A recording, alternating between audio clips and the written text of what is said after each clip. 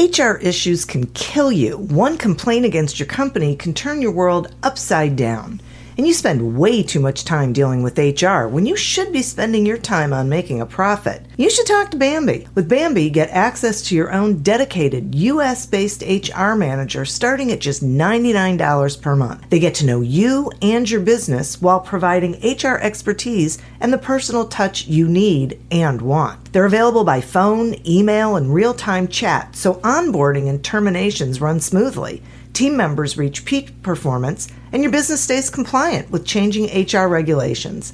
And with Bambee's HR Autopilot, you'll automate important HR practices like setting policies, training, and feedback. HR managers can easily cost $80,000 a year, but Bambee starts at $99 per month. Schedule your free conversation today to see how much Bambee can take off your plate. Go to Bambee.com right now and type in Accelerate under podcast when you sign up. It'll really help the show. Spelled BAM, BEE.com. Bambee.com. Type in Accelerate. Welcome to Accelerate Your Business Growth, where we're exploring all sorts of business topics. Experts from around the world join me, your host, Diane Helbig, for a conversation where they share their expertise with all of you. Take what you need when you need it. Featured on Inc.com, Forbes, and MSNBC's Your Business, this podcast is recognized as one of the best podcasts for small business, sales, leadership, social media, and more. When it comes to business, Accelerate Your Business Growth has got it covered. And now on with the show. My guest today is Reiner Lomb. Reiner is the founder of an executive coaching firm specializing in leadership and career development, innovation, and transformational change. His mission is to mobilize and develop leaders to create a more sustainable and positive future for all. Reiner works with leaders and change makers in a wide range of organizations, from startups, multinational companies, nonprofits, and local communities. Thanks so much for joining me today, Reiner. It's a pleasure to be here with you, Diane. It's great to have you here. We're going to be talking about these 7 essential emotions for leading positive change, and I'd like to start by asking you to, give us the foundation of this, like which emotions, why those emotions, why'd you choose them? Yeah. So first of all, let me a little bit back up and go one step back in terms of why at all I have been thinking about emotions. I have been a leader myself in starting businesses both as an intrapreneur and an entrepreneur, and have been leading people and leading and growing organizations locally and globally, but mostly globally. And in my early days as a leader, I learned a lot about leadership that's focused on the behaviors of a leader. So how do you have to behave on a leader? And I have observed that many people have not really, they learned these behaviors, but they really did not apply them. And as later years, I went into executive coaching and leadership development myself, and have been training leaders around the world.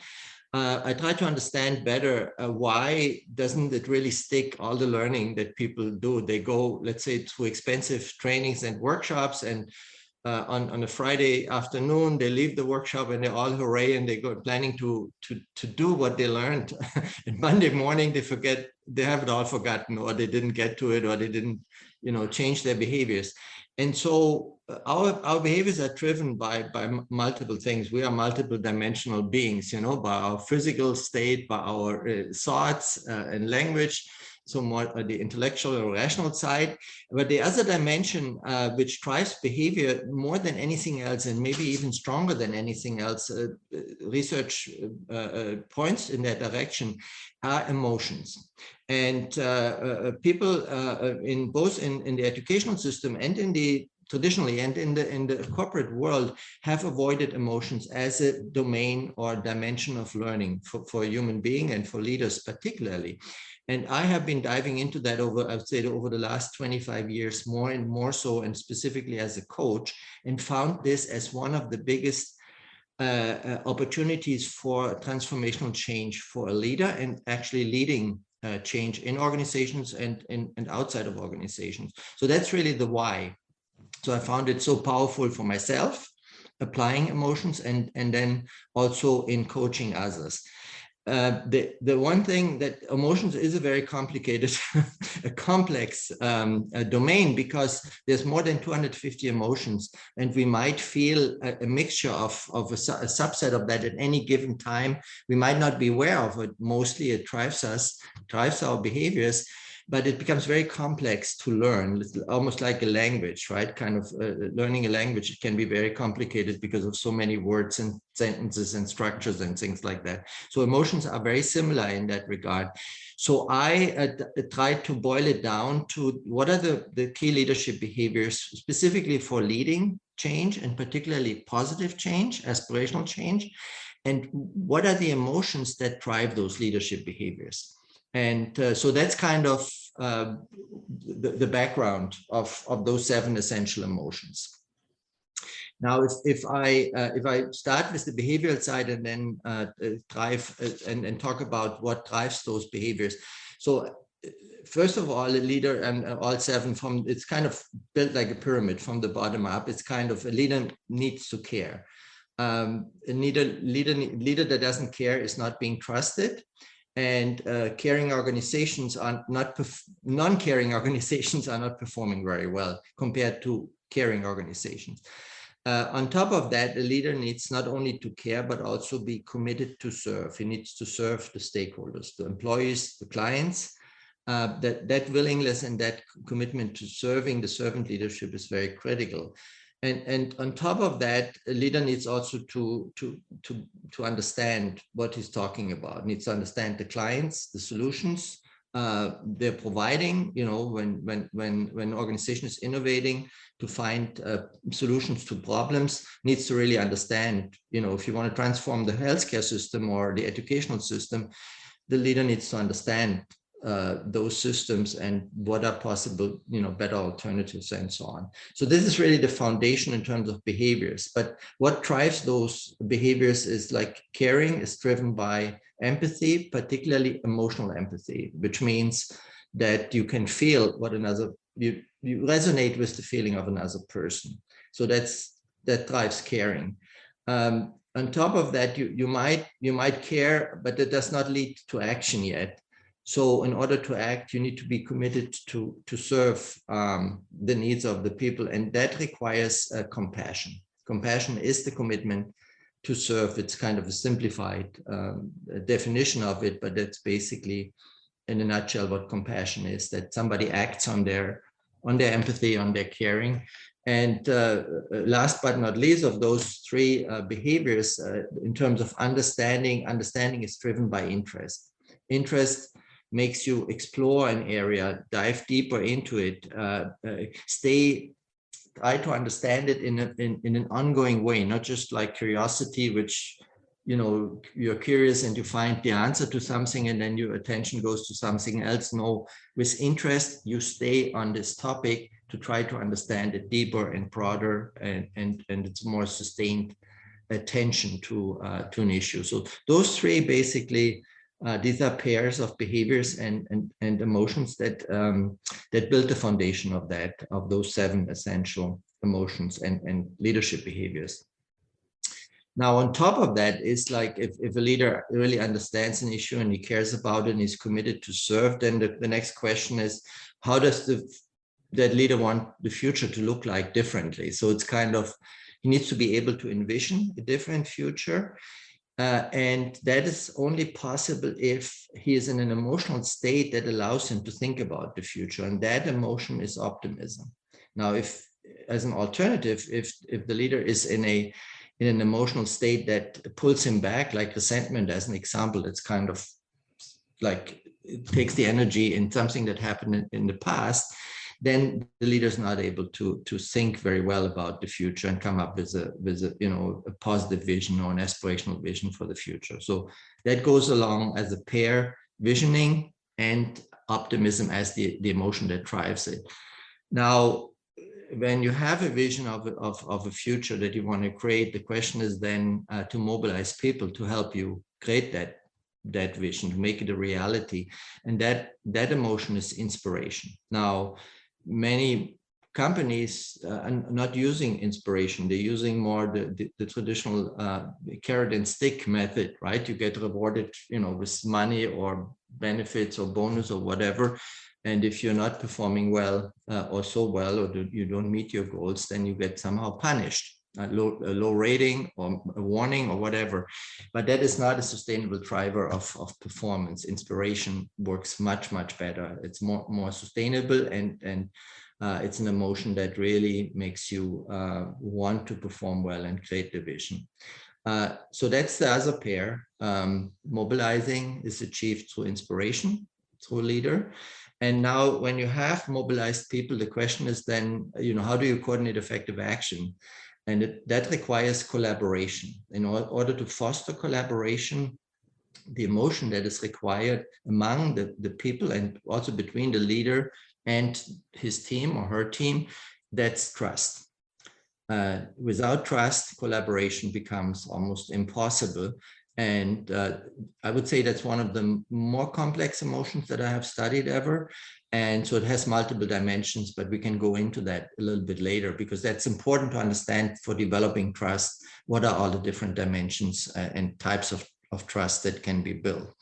Now, on top of trust, like if now the leader is able to come up with plans and he creates, coordinates effective actions towards the future, things still might go wrong. Like we had this pandemic, many businesses suddenly were faced with backslashes, and there's other things like, the Ukraine war right now with the gas prices, energy prices going up, that affects businesses and personal lives as well. And things like that happen, and they happen all the time.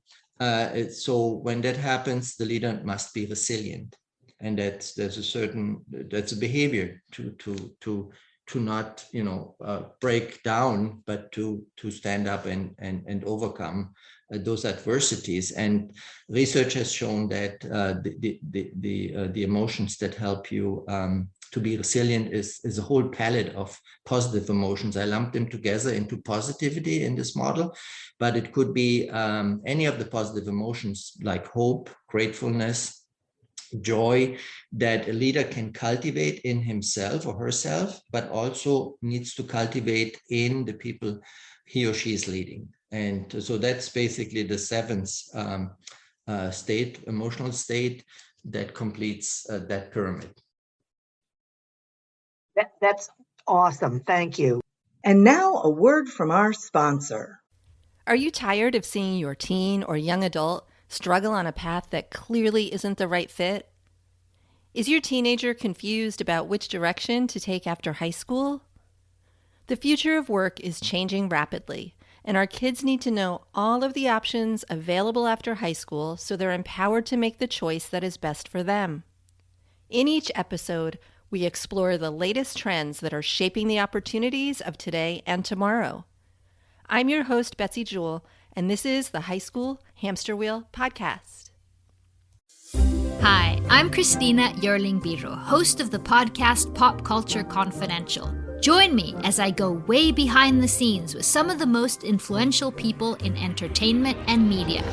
Hear actors such as Succession's Brian Cox talk about his favorite characters to play. There always has to be a mystery. The audience have to be in a situation where they want to know what's going on. Meet studio execs like Pixar chief Pete Docter and learn his secret on how he makes us cry. Emotion is our first language. And so many others who are defining popular culture, from Obama speechwriter David Litt to Top Chef host Padma Lakshmi. We don't often think about food politically, or we don't want to, but it really is.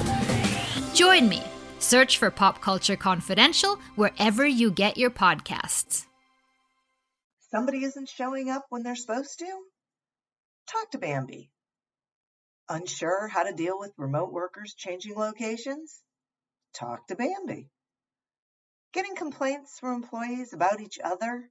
You know what? You better talk to Bambee. With Bambee, you get access to your own dedicated HR manager. These HR managers are all US based and are dedicated to your business. So you have consistent access to the HR expertise and personal touch you need. They're available by phone, email, and real-time chat, so onboarding and terminations run smoothly. Team members reach peak performance, and your business stays compliant with changing HR regulations. And with Bambee's HR Autopilot, you'll automate important HR practices like setting policies, training, and feedback. Bambee helps small business owners protect their business and gain HR peace of mind. HR issues are more complex than ever. Let Bambee help you with yours. And with those employment nuisances across all 50 states.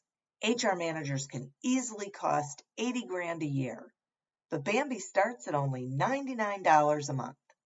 So what are you waiting for?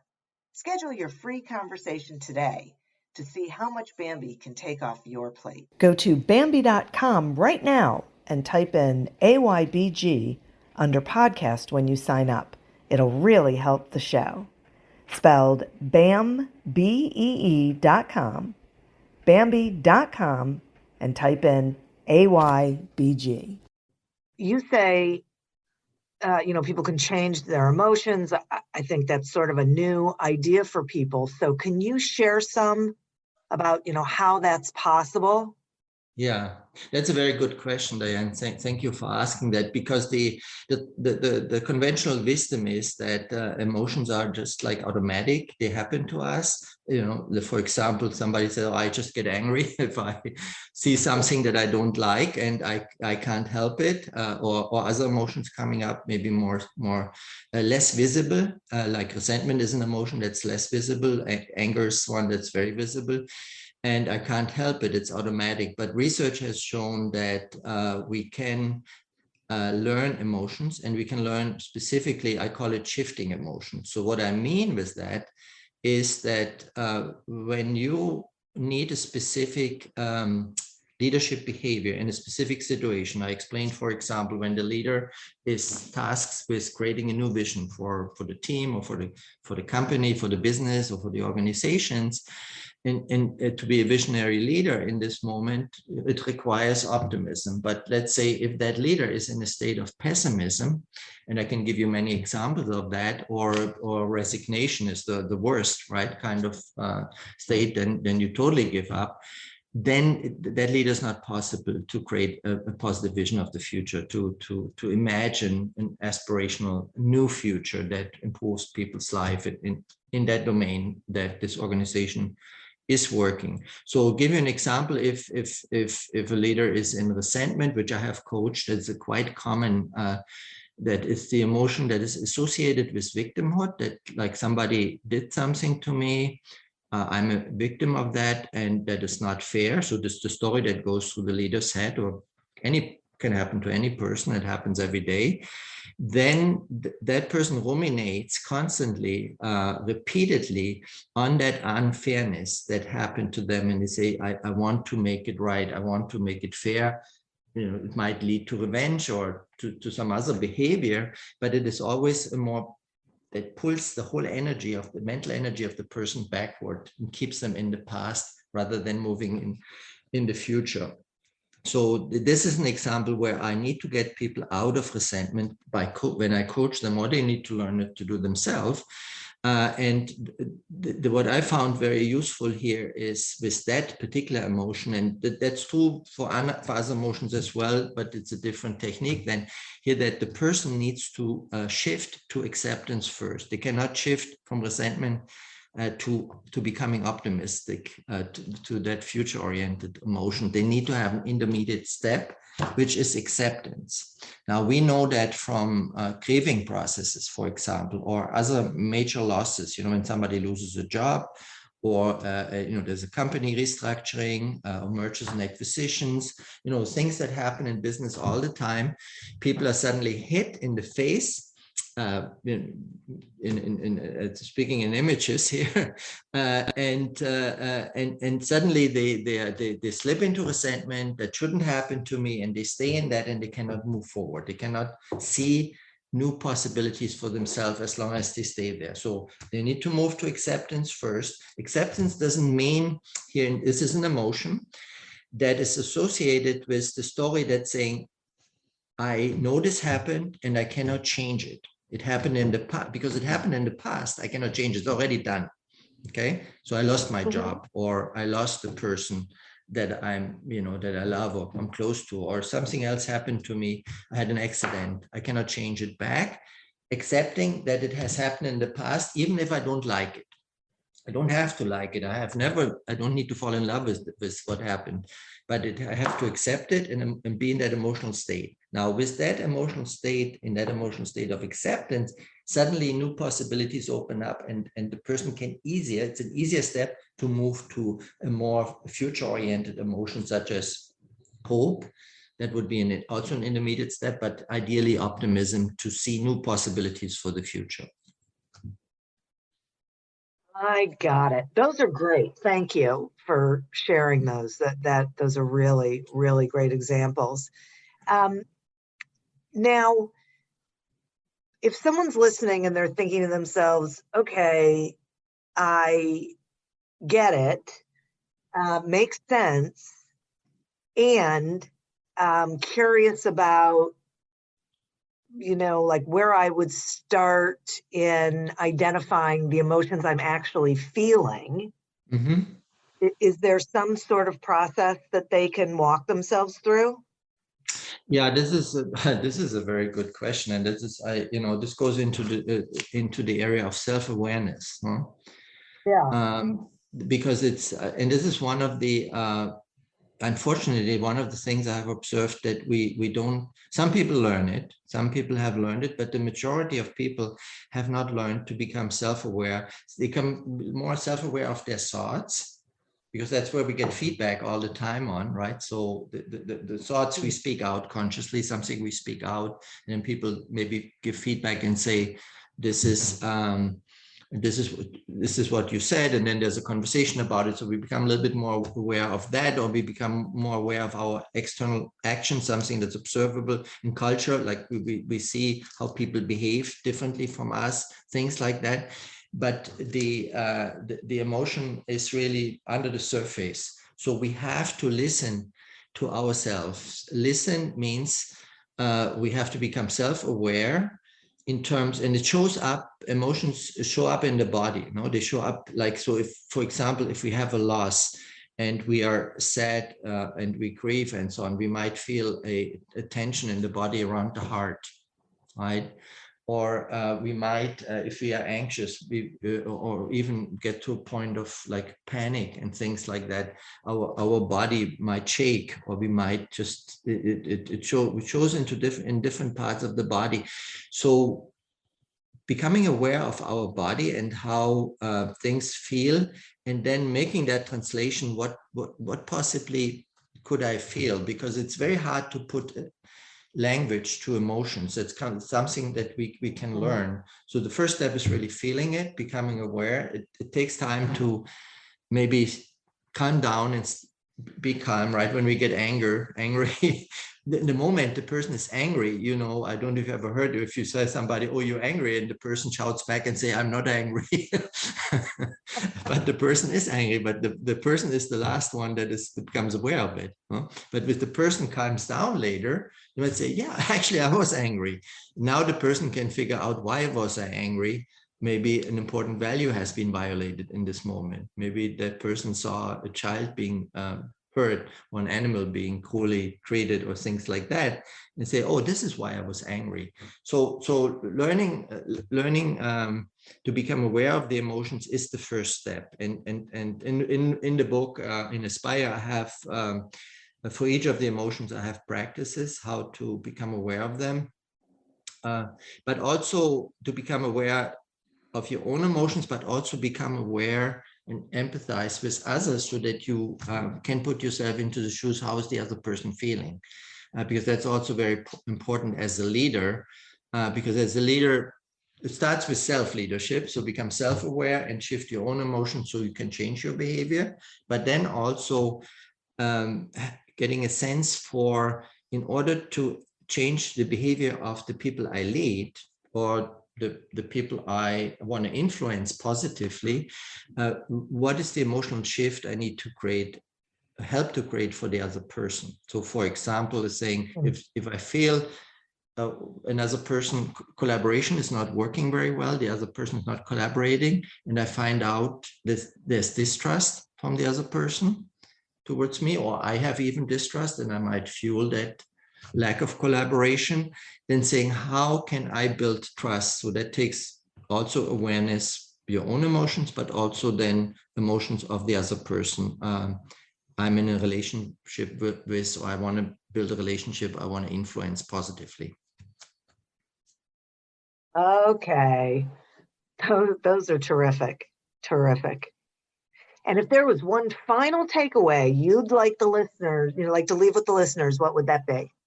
Yeah, there's one of, each of your listeners, and I would say anybody from my experience can create positive change, can do it by influencing behavior or changing behavior of others, but starting with yourself.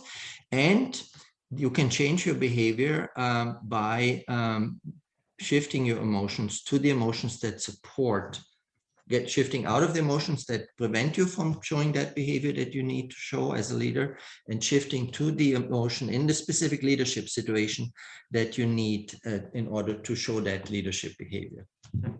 And anybody can learn that. That's I want to inspire people to look at that. Yeah, that's great. I think that's wonderful. Thank you so much. Well, Reiner, thank you so much for taking this time. Will you let the listeners know how they can find you and your book? Yeah, the book is on Amazon, in Amazon.com for the US, and in each countries where Amazon is available on that particular domain. It's Aspire: 7 Essential Emotions for Leading Positive Change, no matter where you are. You can reach me by going to my website, reinerlomb.com. And there you can contact me, but you also find more information about the type of services I provide and how I help the clients to become better leaders. Excellent. That's wonderful. Well, thank you so much. As I said, I truly appreciate it. And listeners, thank you. You are who we're doing this for. Thank you for tuning in to this episode of Accelerate Your Business Growth, a production of Evergreen Podcasts. Discover more episodes of this podcast and explore others at evergreenpodcast.com. As always, continue to prosper and be curious. And if you're looking to get your sales strategy headed in the right direction, pick up a copy of Succeed Without Selling on Amazon or wherever books are sold. Until we meet again on another episode of Accelerate Your Business Growth, goodbye and good day.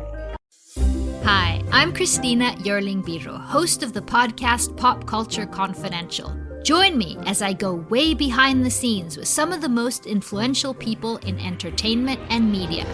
Hear actors such as Succession's Brian Cox talk about his favorite characters to play. There always has to be a mystery. The audience have to be in a situation where they want to know what's going on. Meet studio execs like Pixar chief Pete Docter and learn his secret on how he makes us cry. Emotion is our first language. And so many others who are defining popular culture, from Obama speechwriter David Litt to Top Chef host Padma Lakshmi. We don't often think about food politically, or we don't want to, but it really is. Join me. Search for Pop Culture Confidential wherever you get your podcasts.